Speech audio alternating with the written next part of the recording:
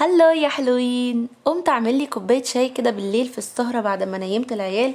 وخلاص بقى كده عندنا مدارس ووجع دماغ، قلت افصل مع نفسي شويه بكوبايه شاي. حسيت ان انا عايزه مع كوبايه الشاي حاجه تزق معاها، حاجه كده تدوب في البق. قلت طب اقوم ادور كده عندي ايه. بصيت ما لقيتش عندي غير اندومي.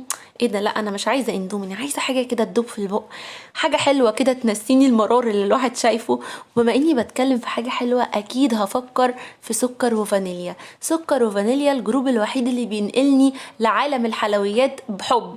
بصوا بقى، المره دي جربت من عندهم، طبعا مش اول مره اجرب معاكم سكر وفانيليا.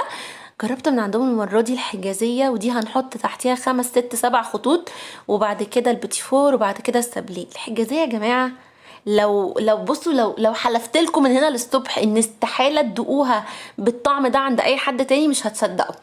الحجازية كانت ريحتها تجنن، وكانت في حتة تانية. الحلويات بقى تحفة تحفة. بص انا صورت لكم الحجازية وبعد كده خلصت في نفس اللحظة.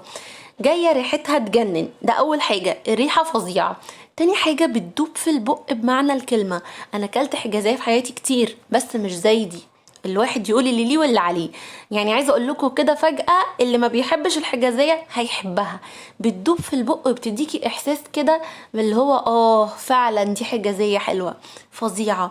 انا مش اول مرة اجرب حاجات من عند سكر وفانيليا، طبعا احلى دوناتس في حياتي كلتها من عندهم، احلى من دوناتس دانكن ذات نفسه، انتوا متخيلين؟ فدي مش اول مرة، امل بجد بتعمل عظمة. نيجي بعد كده بقى على السابليه الفظيع ده. عايزه اقول لكم الاطفال بقى هتحبه جدا، لانه عامل زي البسكوت كده. ممكن تحطي له معاه واحدتين كده في اللانش بوكس، ما هيفرح جدا. ومخدوم خدمه فظيعه. وبصوا بقى كده، قطعتين كده فوق بعض بقى، ومكسرات وكريزايه وشوكولاتات وحاجات، حاجه فظيعه. برضو نفس الفكره، بيدوب في البق. عارفين اللي هو بيدوب في البق، ودي اكتر حاجه. عايزه اقول لكم خلال الفيديو ده، امل بتقول لكم ان هي هتبدا كورسات اونلاين حلويات. وعايزه اقول لكم ان في بنوتين هيكسبوا كورس مجانا مع امل تعلمهم الحلويات، ودي حاجه تحفه جدا. اكتبوا لي في الكومنتات ايوه انا عايزه اكسب كورس الحلويات، وهختار بنوتين ان شاء الله يتعلموا كده ويبداوا مشروعهم زي ما هي ما عملت مشروعها الجميل ده. طبعا يا جماعه هنا ده كان السابليه، فحاجه قمر. نيجي بقى بعد كده على البوتيفور. البوتيفور بقى وحلاوه البوتيفور عجبني جدا جدا.